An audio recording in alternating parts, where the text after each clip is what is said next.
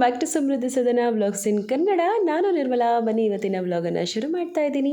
Day 35 weight loss challenge ವ್ಲಾಗನ್ನು start ಮಾಡ್ತಾ ಇದ್ದೀನಿ. ಸೊ ಇವತ್ತು ಬಂದು ಎಕ್ಸಸೈಸ್ ಮಿಕ್ಸ್ ಯೋಗ. ಎಕ್ಸಸೈಸು ಮಾಡಿದೆ, ಅದ್ರ ಜೊತೆಗೆ ಸ್ವಲ್ಪ ಯೋಗನೂ ಸಹ ಮಾಡಿದೆ. ಚೆನ್ನಾಗಿತ್ತು ಇವತ್ತಿನ ಎಕ್ಸಸೈಸು. ಹಾಗೆ ಯಾರೆಲ್ಲ ವಿಡಿಯೋ ನೋಡ್ತಾ ಇದ್ದೀರಾ ಪ್ಲೀಸ್ ಲೈಕ್ ಮಾಡಿ, ಶೇರ್ ಮಾಡಿ, ಕಮೆಂಟ್ ಮಾಡಿ. ಹಾಗೆ ಹೊಸಬರು ನೋಡ್ತಿರೋ ಪ್ಲೀಸ್ ಸಬ್ಸ್ಕ್ರೈಬ್ ಮಾಡ್ಕೊಂಡು ಸಪೋರ್ಟ್ ಮಾಡಿ ಅಂತ ಕೇಳ್ಕೊಳ್ತಾ ಸೊ ಬನ್ನಿ ವಿಡಿಯೋನ ಸ್ಟಾರ್ಟ್ ಮಾಡ್ತಾ ಇದ್ದೀನಿ. Hi friends, welcome back to my channel. ಬನ್ನಿ ಬ್ಲಾಗ್ ಶುರು ಮಾಡ್ತಾ ಇದ್ದೀನಿ. ಬೆಳಗ್ಗೆ ಅಡುಗೆಗೆ ರೆಡಿ ಮಾಡ್ತಾ ಇದ್ದೀನಿ. ಈ ಟೈಮ್ ಬಂದು 7:15. ಬಟ್ಟೆ ಎಲ್ಲ ಇಟ್ಟಾಗಿದ್ದೀನಿ. ಫಸ್ಟ್ ಅಡುಗೆ ಕೆಲಸ ಮುಗಿಸ್ಬಿಡೋಣ ಅಂತ ಹೇಳ್ಬಿಟ್ಟು ಸೊ ಅಡುಗೆ ಮಾಡೋದಕ್ಕೆ ರೆಡಿ ಮಾಡ್ತಾ ಇದ್ದೀನಿ. ಇದು ಏನಪ್ಪ, ಹೆಸರುಬೇಳೆ ಸಾಂಬಾರು. ಹಸಿಮೆಣಸಿನ್ಕಾಯಿ ಎಲ್ಲ ಹಾಕ್ಬಿಟ್ಟು ಮಾಡ್ತೀನಿ. ಚೆನ್ನಾಗಿರುತ್ತೆ, ಸೂಪರಾಗಿರುತ್ತೆ ಸಾಂಬಾರು. ರೈಸ್ ಇಟ್ಟಿದ್ದೀನಿ, ಸಾಂಬಾರು ರೆಡಿ ಮಾಡ್ತಾ ಇದ್ದೀನಿ. ರೈಸು ಮತ್ತು ಸಾಂಬಾರು ಎರಡು ಮಾಡ್ಕೊಂಡ್ಬಿಟ್ರೆ ಬಟ್ಟೆ ಎಲ್ಲ ಒಗ್ದಾದ್ಮೇಲೆ ಬಂದು ಮುದ್ದೆ ಮಾಡ್ಕೊಳ್ತೀನಿ. ಬನ್ನಿ.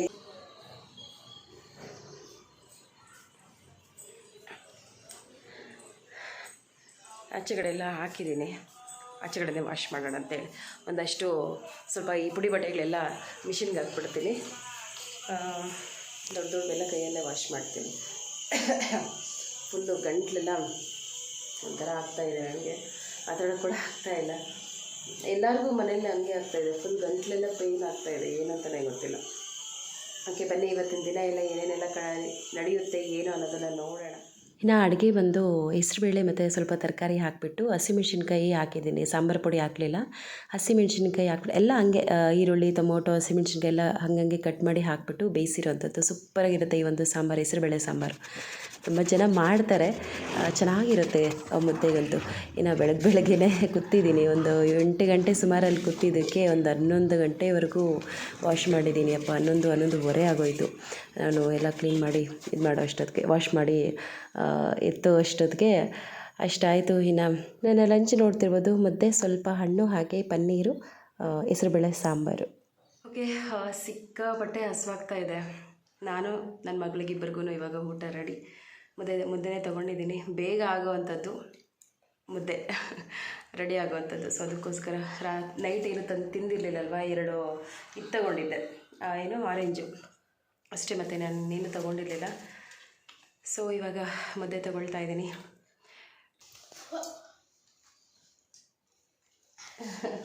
ಇನ್ನು ಯಾರಿಗೂ ಸ್ನಾನ ಮಾಡಿಸ್ಲಿಲ್ಲ. ಆಯಿತು, ಟೈಮ್ 11:30 ಆಯಿತು. ಇನ್ನು ಎಲ್ಲ ಕೆಲಸ ಮುಗಿಸಿ ಇವತ್ತು ಏನು ದೀಪ ಹಚ್ಚೋದು ಬೇಡ ಅಂತ ಅಂದ್ಕೊಂಡಿದ್ದೆ. ಬಟ್ ಯಾಕೋ ಮನಸ್ಸು ಕೇಳಲಿಲ್ಲಪ್ಪ. ಮನೆಯೆಲ್ಲ ಒಂದು ಕಡೆಯಿಂದ ಉಜ್ಜಿಬಿಟ್ಟು ಒರೆಸ್ಬಿಟ್ಟು ಸೊ ಪೂಜೆ ಮಾಡಿದೆ. ಹೂವು ಇರಲಿಲ್ಲ, ಒಂದು ಸ್ವಲ್ಪ ಈ ಗಿಡದಲ್ಲಿ ಸಿಕ್ಕಿರೋ ಮಲ್ಲಿಗೆ ಹೂವು ಅಜ್ಜಿ ಕಟ್ಟಿಟ್ಟಿದ್ರು. ಸೊ ಅದನ್ನೇ ಹಾಕ್ಬಿಟ್ಟು ಒಂದೇ ಒಂದು ಫೋಟೋಗೆ ಹಾಕ್ಬಿಟ್ಟು ದೀಪ ಅಂಟಿಸಿದ್ದೀನಿ. ಒಂಥರ ಸಮಾಧಾನ ಆಯಿತು. ಒಂದು ಕಡೆಯಿಂದ 1/4 ಭಾಗ ಆಗೋವಷ್ಟು ಕೆಲಸ ಮುಗ್ದಿದೆಯಪ್ಪ. ಇನ್ನೊಂದಿದೆ ಬಾಕಿ, ದೇವ್ರ ಮನೆ ಮತ್ತು ಆಚೆಗಡೆ ಫುಲ್ ಮನೆಯೆಲ್ಲ ತೊಳಿಬೇಕು. ಆಚೆಗಡೆ ಆ ಒಂದು ವರಂಡ ಏನಿದೆ ಸೊ ಅದನ್ನೆಲ್ಲ ತೊಳಿಬೇಕು. ಫುಲ್ ಮನೆಯೇ ತೊಳೆದು ಬಿಡ್ತೀವಿ ನಾವು ಪೈಪ್ ಹಾಕ್ಕೊಂಡು. ಧೂಳಿರುತ್ತಲ್ವ ಜಾಸ್ತಿ. ಇವಾಗ ರೋಡ್ ಪಕ್ಕದಲ್ಲಿ ಮನೆ, ಸೊ ತುಂಬ ಧೂಳಿರುತ್ತೆ. ಅದಕ್ಕೋಸ್ಕರ ಪೈಪ್ ಹಾಕ್ಕೊಂಡು ಕ್ಲೀನಾಗಿ ಎಲ್ಲ ತೊಳೆದು ಬಿಡ್ತೀವಿ. ಅದೊಂದು ಬಾಕಿ ಇದೆ, ನೋಡೋಣ. ಆದರೆ ಶುಕ್ರವಾರ ಸಾಯಂಕಾಲನೋ ಅಥವಾ ಶನಿವಾರ ಬೆಳಗ್ಗೆನೋ ಯಾವಾಗಾದರೂ ವಾಶ್ ಮಾಡೋಣ ಅಂತ ಅಂದ್ಕೊಂಡಿದ್ದೀನಿ. ಇನ್ನೆಲ್ಲ ಕೆಲಸ ಮುಗೀತಪ್ಪ. ಒಂಥರ ಖುಷಿ ಆಗ್ತಾಯಿದೆ. ಯಾವಾಗಲೂ ಅಷ್ಟೇ ಒಂದು ಕಡೆಯಿಂದ ಎಲ್ಲನೂ ಕ್ಲೀನ್ ಮಾಡ್ಕೊಳ್ಳೋ ನಂತರನೇ ನಾನು ಹಬ್ಬದ ಕೆಲಸ, ಹಬ್ಬನ ಮಾಡೋ ಅಂಥದ್ದು. ಇನ್ನು ಈವ್ನಿಂಗ್ ಬಂದು ಸ್ವಲ್ಪ ಡ್ರೈ ಫ್ರೂಟ್ಸನ್ನು ತೊಗೊಳ್ತಾ ಇದ್ದೀನಿ. ಎಲ್ಲ ಖಾಲಿ ಮಾಡಿಬಿಟ್ಟಿದ್ದಾರೆ ಮಕ್ಕಳು. ಸೊ ನಾನೊಂದು 2-3 ಸತಿ ತೊಗೊಂಡೆ ಅಷ್ಟೇ. ಇನ್ನೆಲ್ಲ ಅವರೇ ತಿಂದು ಹಾಕಿದ್ರು. ಪರವಾಗಿಲ್ಲ, ತಿಂದ್ರೇ ಒಳ್ಳೆಯದು ಅಲ್ವಾ.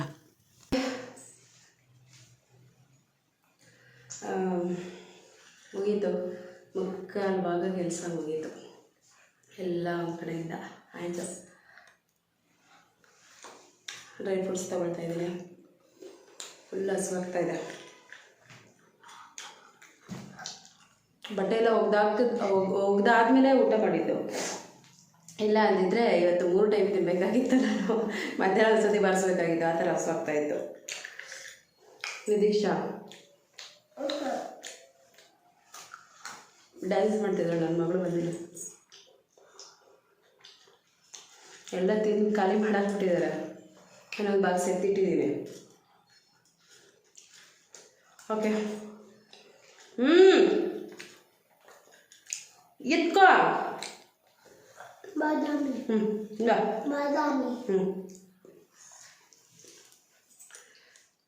ಓಕೆ.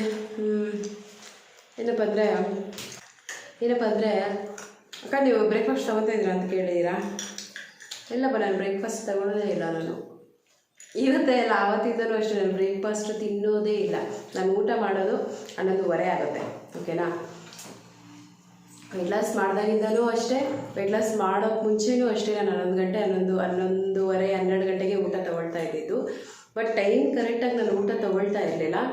ಏನು ಬೇಕೋ ಅದನ್ನು ನಾನು ತಿಂತಾ ಇರಲಿಲ್ಲ. ನಮ್ಮ ದೇಹಕ್ಕೆ ಏನು ಬೇಕು ಅನ್ನೋದನ್ನು ನಾನು ತಿಂತಾ ಇರಲಿಲ್ಲ. ಅಲ್ಲೇ ನಾನು ಮಿಸ್ ಮಾಡ್ತಾ ಇದ್ದಿದ್ದು. ಸೊ ಅದಕ್ಕೋಸ್ಕರನೇ ನಾನು ದಪ್ಪ ಆಗಿದ್ದಿದ್ದು. ಓಕೆನಾ? ಟೈಮ್ ಕರೆಕ್ಟಾಗಿ ಊಟ ಮಾಡ್ತೀನಿ. ಆನಂತರ ಬೆಳಗ್ಗೆ ವೆಯ್ಟ್ ಚೆಕ್ ಮಾಡಿದಾಗ ಕಮ್ಮಿ ತೋರಿಸುತ್ತೆ ಮತ್ತು ಜಾಸ್ತಿ ತೋರಿಸುತ್ತೆ ಅಂತ ಕಮೆಂಟ್ ಬಂದಿದೆ. ಹೌದು ದೀಕ್ಷಾ ಪೊದ್ದುಡ್ರಿ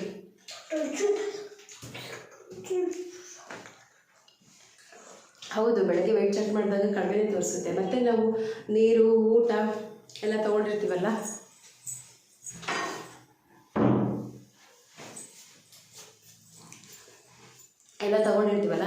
ಸೊ ವೆಯ್ಟ್ ಜಾಸ್ತಿ ತೋರಿಸುತ್ತೆ. ಓಕೆನಾ? ಒಂದು ಚಿಕ್ಕ ಲೋಟದಲ್ಲಿ ನೀರು ಕುಡಿದ್ರೂ ಸಹ 100-150 ಗ್ರಾಮ್ ಆಗುವಷ್ಟು ಜಾಸ್ತಿ ತೋರಿಸುತ್ತೆ. ಬೆಳಗ್ಗೆ ಎದ್ದಿದ ತಕ್ಷಣ ನಾವು ನಮ್ಮ ಒಂದು ಕೆಲಸ ಕಾರ್ಯಗಳಲ್ಲಿ ಏನಿರುತ್ತೆ, ಸೊ ನಾವು ಫಸ್ಟ್ ಕ್ಲೀನ್ ಆಗಬೇಕು. ಓಕೆನಾ? ಸೊ ನಮ್ಮ ಒಂದು ದೇಹ ಒಳಗಡೆ ಫಸ್ಟ್ ಕ್ಲೀನ್ ಆಗಬೇಕು. ಆ ನಂತರ ವೆಯ್ಟನ್ನು ಚೆಕ್ ಮಾಡಿ ಆವಾಗ ಕರೆಕ್ಟ್ ವೆಯ್ಟು ತೋರಿಸುತ್ತೆ. ವೆಯ್ಟ್ಲೆಸ್ ಬಟ್ಟೆಗಳು ಹಾಕ್ಕೋಬೇಕು. ಓಕೆನಾ? ಮತ್ತು ಈ ವೆಯ್ಟ್ ಚೆಕ್ ಮಾಡಿದಾಗ ಗೋಡೆ ಇಟ್ಕೊಳೋದು, ಟೇಬಲ್ ಇಟ್ಕೊಳೋದು ಆ ಥರ ಎಲ್ಲ ಏನೂ ಮಾಡಬಾರ್ದು. ಓಕೆನಾ? ಸ್ಟಡಿಯಾಗಿ ನಿಂತ್ಕೊಂಡು ನಿಮ್ಮ ಒಂದು ಗೋಡೆ ಗಿಡೆಲ್ಲ ಏನು ಇಟ್ಕೊಳ್ತೀರ ಕರೆಕ್ಟಾಗಿ ನಿಮ್ಮ ವೆಯ್ಟನ್ನು ನೀವು ಚೆಕ್ ಮಾಡ್ಕೋಬೇಕು. ಸೊ ಅದು ಪರ್ಫೆಕ್ಟ್ ವೆಯ್ಟು. ನಿಮ್ಮ ವೆಯ್ಟ್ ಎಷ್ಟಿದೆ ಅಂತ ಬೆಳಗ್ಗೆನೇ ಗೊತ್ತಾಗುತ್ತೆ. ಓಕೆನಾ? ಆನಂತರ ಆಮೇಲೆ ನೆನ್ನೆ ಒಂದು ವಿಡಿಯೋ ಮಾಡಿ ಹಾಕಿದ್ನಲ್ವಾ, ಸುಮಾರು ಜನ ತಲೆ ಕೆಡಿಸ್ಕೊಬೇಡಿ ಅಕ್ಕ, ಯಾರು ಏನು ಬೇಕಾದರೂ ಅಂದ್ಕೊಳ್ಳಿ ಅಂತ ಕಮೆಂಟ್ ಮಾಡ್ತಾಯಿದ್ದೀರ. ನಾನು ತಲೆನೇ ಕೆಡಿಸ್ಕೊಳೋದಿಲ್ಲಪ್ಪ. ನಿಮಗೆ ಗೊತ್ತಾ, ಇನ್ನೂ ಸಾಕಷ್ಟು ಈ ಥರ ಬೇರೆ ಬೇರೆ ಕಮೆಂಟ್ಸ್ ಎಲ್ಲ ಬಂದಿದ್ದು. ನಾನೆಲ್ಲ ರಿಮೂವ್ ಮಾಡಿ ಬಿಸಾಕ್ಬಿಡ್ತೀನಿ ಆ ಕಮೆಂಟ್ಸ್ ಎಲ್ಲ. ನನಗಿಷ್ಟ ಇಲ್ಲ. ನನ್ನನ್ನು ಇಷ್ಟಪಡೋರು ನಾನು ನಿಮಗಿಂತ ಹೆಚ್ಚು ನಾನು ನಿಮ್ಮನ್ನು ಇಷ್ಟಪಡ್ತೀನಿ. ಓಕೆನಾ? ಸೊ ನಿಮಗೋಸ್ಕರ ನಾನು ವಿಡಿಯೋ ಮಾಡ್ತೀನಿ. ನಾನು ಆ ಕಮೆಂಟ್ಸ್ಗೆಲ್ಲ ನಾನು ತಲೆನೇ ಕೆಡಿಸ್ಕೊಳೋದಿಲ್ಲ, ತಲೆಗೆ ಹಾಕ್ಕೊಳೋದಿಲ್ಲ ನಾನು. ಓಕೆನಾ? ಓಕೆ. ಈವ್ನಿಂಗ್ ಏನೇನೆಲ್ಲ ನಡೆಯುತ್ತೆ ಏನು ಅನ್ನೋದನ್ನು ನೋಡೋಣ. ನೋಡೋಣ ಡಿನ್ನರ್ ಏನು ತಗೊಬೇಕು ಇನ್ನೂ ಪ್ಲ್ಯಾನ್ ಇಲ್ಲ. ನೋಡಿ ಆಮೇಲೆ ತೋರಿಸ್ತೀನಿ. ಓಕೆ, ಖಾಲಿ ಮಾಡ್ತೀನಿ. ಸ್ವಲ್ಪನೇ ತಗೊಂಡಿರೋದು.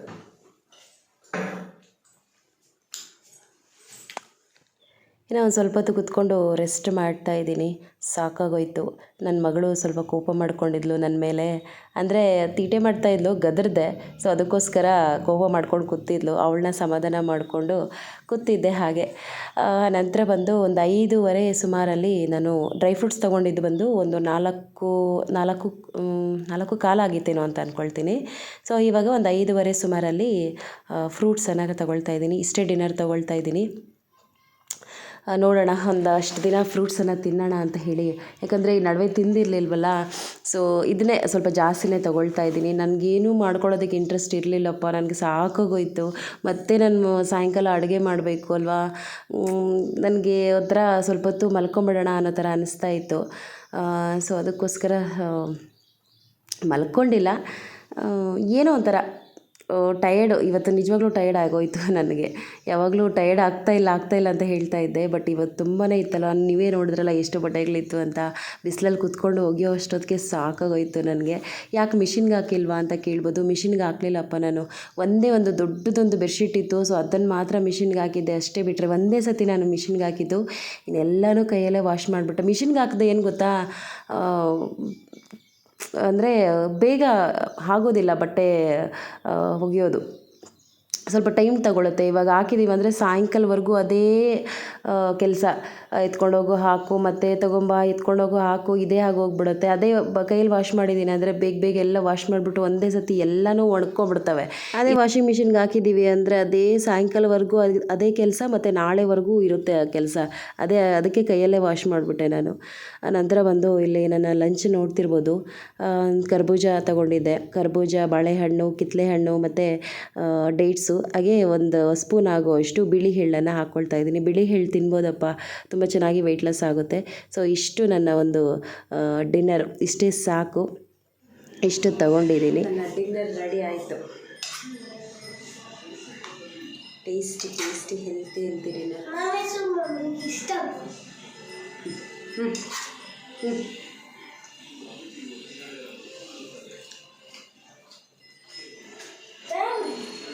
ಇಷ್ಟೇ ತೊಗೊತಾ ಇದ್ದೀರಾ, ಮತ್ತೆ ನೈಟಿಗೆ ನಿಮ್ಗೆ ಹಸುವಾಗೋದಿಲ್ಲ ಅಂತ ಕೇಳ್ಬೋದು. ಇಲ್ಲಪ್ಪ, ಹಸಿವು ಆಗೋದಿಲ್ಲ, ಓಕೆನಾ. ಯಾಕಂದರೆ ಆವಾಗಲೇ ನಾನು ಡ್ರೈ ಫ್ರೂಟ್ಸ್ ತೊಗೊಂಡಿದ್ದೆ, ಆಮೇಲೆ ಇಷ್ಟು ಹಣ್ಣೆಲ್ಲ ತೊಗೊಳ್ತಾ ಇದ್ದೀನಲ್ವಾ, ಸೊ ಏನೂ ಹಸಿವಾಗೋದಿಲ್ಲ, ಆರಾಮಾಗಿರ್ಬೋದು. ಅದು ರೂಢಿ ಆಗೋಗ್ಬಿಟ್ಟಿದೆ ನನಗೆ. ಪರವಾಗಿಲ್ಲ, ಒಂದು ವೇಳೆ ಹಸಿವಾದ್ರೂ ನನಗೇನು ಬೇಜಾರೇ ಇಲ್ಲ, ಖುಷಿನೇ ನನಗೆ. ಯಾಕಂದರೆ ಫ್ಯಾಟ್ ಎಲ್ಲ ಬರ್ನ್ ಆಗುತ್ತೆ ಅನ್ನೋ ಒಂದು ಖುಷಿ. ಬೆಳಗ್ಗೆ ಮುದ್ದೆ ತೊಗೊಂಡಿದ್ದಲ್ವಾ, ಅದೇ ಸಾಕು ನನ್ನ ದೇಹಕ್ಕೆ, ಅದೇ ನನಗೆ ಪುಷ್ಟಿ ಕೊಡುತ್ತೆ, ಓಕೆನಾ. ಸೊ ನನಗೆ ಯಾವುದೇ ರೀತಿಯಾದಂಥ ಹಸಿವಾಗೋದಿಲ್ಲ. ಒನ್ ಟೈಮ್ ಅಷ್ಟೇ ಇವತ್ತು ಊಟ ತೊಗೊಂಡಿರೋದು. ಇನ್ನು ಒಂದು ಟೈಮ್ ಬಂದು ಫುಲ್ಲು ಫ್ರೂಟ್ಸನ್ನು ತೊಗೊಂಡಿದ್ದೀನಿ. ಆರಾಮಾಗಿ ವೆಯ್ಟ್ ಲಾಸ್ ಆಗುತ್ತೆ. ಸೊ ಹತ್ತತ್ರ ನಂದು ಒಂದು 20 kg, ಇನ್ನೊಂದು 100-150 ಗ್ರಾಮ್ ಹೋದರೆ 20 kgವರೆಗೂ ನಾನು ವೆಯ್ಟ್ ಲಾಸ್ ಆಗಿದ್ದೀನಿ. ಇನ್ನು ಮುಂದೆ ಸ್ವಲ್ಪ ಕಷ್ಟ ಆಗುತ್ತೆ ವೆಯ್ಟು ಲಾಸ್ ಆಗೋದು. ಏಕೆಂದರೆ 20 kgs ಲಾಸ್ ಆಗಿದೆಯಲ್ವಾ, ಸೊ ಇನ್ನು ಸ್ವಲ್ಪ ಈ ಒಂದು 70ಇಂದ 60ವರೆಗೂ ಸ್ವಲ್ಪ ಕಷ್ಟ ಆಗುತ್ತೆ. ಒಂದು 3 ತಿಂಗಳು ಬೇಕಾದರೂ ಟೈಮ್ ತಗೋಬೋದು. ಬಟ್ ನೋಡೋಣ, ಇಷ್ಟು ನಂದು ಜೂನ್ವರೆಗೂ ಟಾರ್ಗೆಟ್ ಇದೆ. ಎಷ್ಟಾಗುತ್ತೋ ಅಷ್ಟು ನಾನು ಪ್ರಯತ್ನ ಪಡ್ತೀನಿ ನನ್ನ ವೆಯ್ಟನ್ನು ಲಾಸ್ ಮಾಡ್ಕೊಳ್ಳೋದಕ್ಕೆ. ಎಷ್ಟಾಗುತ್ತೋ ಅಷ್ಟು ಜೂನ್ವರೆಗೂ ನಾನು ಒಂದು 60ಗೆ ಬರಬೇಕು ಅಂತ ನನ್ನ ಟಾರ್ಗೆಟ್ ಇದೆ. ನೋಡೋಣ, ಅದು ಗಟ್ಟಿನೋ ನಾನು ಗಟ್ಟಿನೋ ನೋಡೇ ಬಿಡ್ತೀನಿ. ಸೊ ಅದು ನನಗೆ ಚಾಲೆಂಜ್ ಹಾಕ್ಕೊಂಡು, ನೀನು ಗಟ್ಟಿನೋ ನಾನು ಗಟ್ಟಿನೋ ನೋಡೇ ಬಿಡೋಣ ಅಂತ ಹೇಳಿ ಚಾಲೆಂಜ್ ಹಾಕ್ಕೊಂಡು ಟ್ರೈ ಮಾಡ್ತಾ ಇದ್ದೀನಿ. ಸ್ವಲ್ಪ ಕಷ್ಟ ಆಗುತ್ತೆ. ಇವಾಗ ಏನದೊಂದು 20 kgs ಸ್ವಲ್ಪ ಬೇಗನೆ ನನಗೆ ವೆಯ್ಟ್ ಲಾಸ್ ಆಗೋಯಿತು. ಸ್ಟ್ರಿಕ್ಟಾಗಿ ಮಾಡಿ ಬೇಗನೆ ಕರಗಿಸ್ಬಿಟ್ಟೆ ನಾನು. ಸೊ ಈ ಒಂದು 10 kgs ಏನಿದೆ, ಇದು ಸ್ವಲ್ಪ ನನಗೆ ಕಷ್ಟ ಕೊಡುತ್ತೆ, ಕಾಟ ಕೊಡುತ್ತೆ. ನೋಡೋಣ, ಇವತ್ತು ಕಮ್ಮಿ ಆದರೆ ನಾಳೆ ಜಾಸ್ತಿ ಆಗುತ್ತೆ, ಇವತ್ತು ಜಾಸ್ತಿ ಆದರೆ ನಾಳೆ ಕಮ್ಮಿ ಆಗುತ್ತೆ, ಆ ಥರ ತೋರಿಸ್ತಾ ಇದೆ ವೆಯ್ಟು. ಏನಾಗುತ್ತೋ ಏನೋ ನೋಡಬೇಕು. ಸೊ ನಂತರ ಬಂದು ಮಗಳಿಗೂ ತಿನ್ನಿಸ್ಕೊಂಡು ನಾನು ತಿಂತಾ ಇದ್ದೀನಿ ಫ್ರೂಟ್ಸು. ಇನ್ನು ಈವ್ನಿಂಗ್ ಬಂದು ಅಡುಗೆಗೆ ರೆಡಿ ಮಾಡ್ತಾ ಇದ್ದೀನಿ. ಅಡುಗೆ ಮಾಡೋದಕ್ಕೆ ಇಂಟ್ರೆಸ್ಟ್ ಇರಲಿಲ್ಲ ಗೊತ್ತಾ ನನಗೆ. ಅಯ್ಯೋ, ಯಾರಾದರೂ ಮಾಡಿಬಿಟ್ರೆ ಆರಾಮಾಗಿ ಒಂದು ಸ್ವಲ್ಪ ಹೊತ್ತು ಮಲ್ಕೋಬೋದಪ್ಪ ಅನ್ನೋ ಥರ ಅನಿಸ್ತಾ ಇತ್ತು. ಫುಲ್ ಟೈರ್ಡಾಗಿ ಹೋಗ್ಬಿಟ್ಟಿದ್ದೆ ಇವತ್ತು ನಾನು. ಟಯರ್ಡ್ ಅಂದರೆ ಫುಲ್ ಬಿಸಿಲಿತ್ತಪ್ಪ, ಬಿಸಿಲಿಗೆ ಒಂಥರ ಸುಸ್ತು ಅನ್ನೋ ಥರ ಅನಿಸ್ಬಿಡ್ತು ನನಗೆ. ಆದರೂ ಏನು ಮಾಡೋದು, ವಿಧಿ ಇಲ್ಲ, ಮಾಡಲೇಬೇಕು. ಅಜ್ಜಿ ಮಾಡೋದಿಲ್ವ ಅಂತ ಕೇಳ್ಬೋದು. ಇಲ್ಲ, ಅಜ್ಜಿ ಮಾಡೋದಿಲ್ಲ. ಅವರು ಅಷ್ಟೇ ಇವತ್ತು ನನಗೆ ಎಷ್ಟು ಹೆಲ್ಪ್ ಮಾಡಿಕೊಟ್ರು ಗೊತ್ತಾ. ನಾನು ಬಟ್ಟೆ ಎಲ್ಲ ವಾಶ್ ಮಾಡಿದ್ದು ಅಜ್ಜಿ ಎತ್ಕೊಂಡೋಗಿ ಮಾಡಿ ಮೇಲೆ ಒಣಗಾಕಿದ್ದು. ಏನಿಲ್ಲ ಅಂದರೂ ಒಂದು 20-25 ಸತಿ ಅತ್ತೆ ಇಳಿದಿದ್ದಾರೆ ಮೆಟ್ಲು. ಸೊ ಅವ್ರನ್ನ ನಾನು ಅಡುಗೆ ಮನೆ ಹತ್ರ ಬಿಡೋದಿಲ್ಲಪ್ಪ. ನಾನು ಮದುವೆ ಬಂದಾಗಿಂದನೂ ನಾನು ಬಿಡೋದಿಲ್ಲ. ನಾನು ಎಲ್ಲಾದರೂ ಊರಿಗೆ ಹೋದಾಗ ಮಾತ್ರನೇ ಅವರು ಮುದ್ದೆ ಅಥವಾ ರೈಸ್ ಏನಾದರೂ ಮಾಡ್ಕೊಳ್ತಾರೆ, ಬಿಟ್ಟರೆ ನಾನು ಬಿಡೋದೇ ಇಲ್ಲ. ಅವ್ರು ಬರೋದೂ ಇಲ್ಲ, ನಾನು ಬಿಡೋದೂ ಇಲ್ಲ ಅಷ್ಟೇ. ಯಾಕಂದರೆ ಸಾಕು, ಅವ್ರು ಇಷ್ಟು ವರ್ಷ ಮಾಡಿದ್ದು ಸಾಕಲ್ವಾ. ಸೊ ಇವಾಗ ನಮ್ಮ ಒಂದು ಕರ್ತವ್ಯ ನಾವು ಮಾಡಲೇಬೇಕು. ಸೊ ಅವರು ಮಾಡೋದಕ್ಕೆ ನಾನು ಬಿಡೋದಿಲ್ಲ, ನಾನೇ ಮಾಡ್ತೀನಿ. ಎಷ್ಟೇ ಕಷ್ಟ ಆಗಿರಲಿ ನಾನೇ ಅಡುಗೆ ಮಾಡ್ತೀನಿ. ನಂತರ ಬಂದು ಏನಪ್ಪ ಅಡುಗೆ ಅಂದರೆ ಚಿಕ್ಕಡಿಕಾಯಿ ಕೊಟ್ಟಿದ್ದರು ಅತ್ತೆ ಅಂದರೆ ತಾತ ಇದ್ದಾರಲ್ವ, ಸೊ ಅವರ ತಂಗಿಯವರು, ಮನೆ ಪಕ್ಕದಲ್ಲೇ ಇರೋದು. ಗಿಡದಲ್ಲಿ ಸಿಕ್ಕಿದ್ವು ಅಂತ ಹೇಳಿ ಒಂದಷ್ಟು ಕೊಟ್ಟಿದ್ದರು. ಏನು ಮಾಡೋದು ಅಂತ ಅಂದ್ಕೊಂಡಿದ್ದೆ. ಸರಿ, ಮಸಾಲೆ ಇಟ್ಬಿಡೋಣ ಅಂತ ಹೇಳಿಬಿಟ್ಟು ರೆಡಿ ಮಾಡ್ತಾಯಿದ್ದೀನಿ. ಅದಕ್ಕೆ ಒಂದು ಆಲೂಗಡ್ಡೆ ಕಟ್ ಮಾಡಿ, ಒಂದು ಸ್ವಲ್ಪ ಈ ಹೂಕೋಸೆಲ್ಲ ಇತ್ತು, ಎಲ್ಲ ಕ್ಲೀನ್ ಮಾಡಿ ಇಟ್ಟಿದ್ದೆ. ಸೊ ಅದನ್ನೆಲ್ಲ ಹಾಕಿಬಿಟ್ಟು, ಏನು ಬೇಳೆ ಎಲ್ಲ ಏನೂ ಹಾಕ್ಲಿಲ್ಲಪ್ಪ, ಇಷ್ಟೇ ಚಿಕ್ಕಡಿಕಾಯಿ, ಆಲೂಗಡ್ಡೆ ಮತ್ತು ಹೂಕೋಸು ಇವೆಲ್ಲ ಹಾಕಿಬಿಟ್ಟು ಒಂದು ಮಸಾಲೆ ರೀತಿ, ಒಂಥರ ಏನು ಹೇಳ್ತಾರೆ, ಈ ಕುರ್ಮ ರೀತಿ ಮಾಡೋಣ ಅಂತ ಹೇಳಿಬಿಟ್ಟು ರೆಡಿ ಮಾಡ್ತಾಯಿದ್ದೀನಿ. ಮುದ್ದೆಗೆ ಚೆನ್ನಾಗಿರುತ್ತೆ. ಇನ್ನು ಒಂದು ಸ್ವಲ್ಪ ಅನ್ನ ಇತ್ತು, ಅದನ್ನೇ ಹಾಕಿಬಿಟ್ಟು ಇವಾಗ ಮುದ್ದೆಗೆ ರೆಡಿ ಮಾಡ್ತಾಯಿದ್ದೀನಿ. ನೀವು ಈವ್ನಿಂಗ್ ತಿಂದ್ಬಿಡ್ತೀರಲ್ವ, ಮತ್ತೆ ನೀವು ಅಡುಗೆ ಮಾಡ್ತೀರಲ್ವ ನೈಟು, ಸೊ ಆವಾಗ ನಿಮಗೆ ತಿನ್ನಬೇಕು ಅಂತ ಆಸೆ ಆಗೋದಿಲ್ವಾ? ಅಂದರೆ ಏನಾದರೂ ಚೆನ್ನಾಗಿರೋ ಸಾಂಬಾರು ಮಾಡಿದಾಗ ತಿನ್ನಬೇಕು ಅಂತ ನಿಮ್ಗೆ ಅನಿಸೋದಿಲ್ವಾ ಅಂತ ಕೇಳ್ಬೋದು. ಸೊ ಖಂಡಿತ ನನಗೆ ಅನಿಸೋದಿಲ್ಲಪ್ಪ. ಅಷ್ಟೇ, ಇವಾಗ ಈವ್ನಿಂಗ್ ತಗೊಂಡು ಲಾಸ್ಟ್ ಮಾಡಿದ್ದೀನೋ ಇವತ್ತಿನ ದಿನ ಊಟನ ಅಷ್ಟೇ. ಮತ್ತು ನಾನು ಇನ್ನೇನು ಮುಟ್ಟೋದಿಲ್ಲ, ಜಸ್ಟ್ ನೀರು ಮಾತ್ರ ಕುಡಿತೀನಿ. ಇನ್ನೇನು ತೊಗೊಳೋದಿಲ್ಲ ನನಗೆ ಅದು ಇಷ್ಟನೂ ಆಗೋದಿಲ್ಲ, ನನಗೆ ಬೇಡ ಅನ್ನೋ ಥರನೇ ಅನಿಸ್ತಾ ಇರುತ್ತೆ. ಓಕೆನಾ, ಅದು ಡಿಸೈಡ್ ಮಾಡಿಬಿಟ್ಟಿದ್ದೀನಿ ನಾನು. ಒಂದು ಸತಿ ಈವ್ನಿಂಗ್ ನಾನು ತಿಂದು ಮುಗಿಸಿದ್ದೀನಿ ಅಂದರೆ ಆವತ್ತಿನ ದಿನಕ್ಕೆ ಊಟ ಅಷ್ಟೇ, ಮತ್ತು ನಾನು ಏನು ತೊಗೋಬಾರ್ದು ಅಂತ ಡಿಸೈಡ್ ಮಾಡ್ಕೊಬಿಟ್ಟಿದ್ದೀನಿ. ನನಗೆ ಇಷ್ಟನೂ ಆಗೋದಿಲ್ಲ, ನನಗೇನು ತಿನ್ನಬೇಕು ಅಂತ ಅನಿಸೋದು ಇಲ್ಲ. ಇದುವರೆಗೂ ನಾನು ಅದು ಈವ್ನಿಂಗ್ ತೊಗೊಂಡಾದಮೇಲೆ ಮತ್ತೆ ನಾನು ನೈಟು ಊಟ ಮಾಡಿದ್ದೇ ಇಲ್ಲ ಇದುವರೆಗೂ.